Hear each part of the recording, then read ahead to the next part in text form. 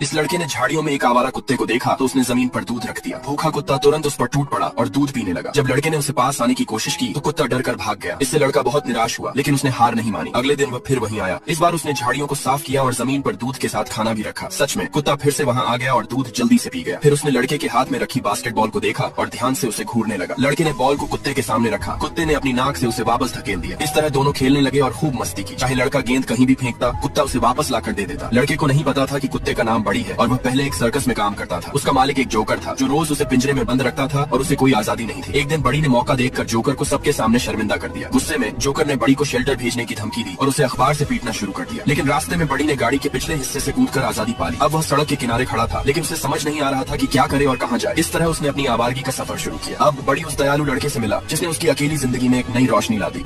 सामने खड़ा वफादार कुत्ता अपनी मासूम आंखों से अपने मालिक को देखता है। उसे नहीं पता कि आज उसकी दुनिया बदलने वाली है। मालिक थोड़ी देर ठहरता है और फिर पत्थर दिल होकर गेंद को दूर फेंक देता है। कुत्ता खुशी खुशी गेंद के पीछे भागता है जैसे ये उसका हर रोज का खेल हो। पर जब वो गेंद लेकर पलटता है तो देखता है कि उसका मालिक उसे छोड़कर विमान में चढ़ चुका है। उसकी आंखों में सवाल है, मैंने क्या गलत किया? वो वहीं खड़ा बेबस देखता है जैसे पूछ रहा हो, मुझे क्यों छोड़ दिया? तभी ग्राउंड स्टाफ उड़ान की अनुमति देता है और सबकी नजरें एक हलचल की ओर जाती हैं। कुत्ता बिना परवाह के विमान के सामने दौड़ता है और अपने नन्हे पैरों से उसे रोकने की कोशिश करता है जैसे कह रहा हो, मुझे मत छोड़ो। पायलट उसे देखता है और उड़ान रोक देता है। बाकी यात्री खिड़की से बाहर देखते हैं, लेकिन उसका मालिक बिना भाव के बैठा रहता है। पायलट फिर से उड़ान भरने की तैयारी करता है। कुत्ता एक आखिरी बार दौड़ता है और थक कर रुक जाता है। उसकी आंखों में नमी है। वो दूर जाते विमान को देखता रहता है। उस दिन से उसने उसी हवाई अड्डे पर मालिक का इंतजार करना शुरू कर दिया, एक आस लिए कि शायद वो लौटेगा।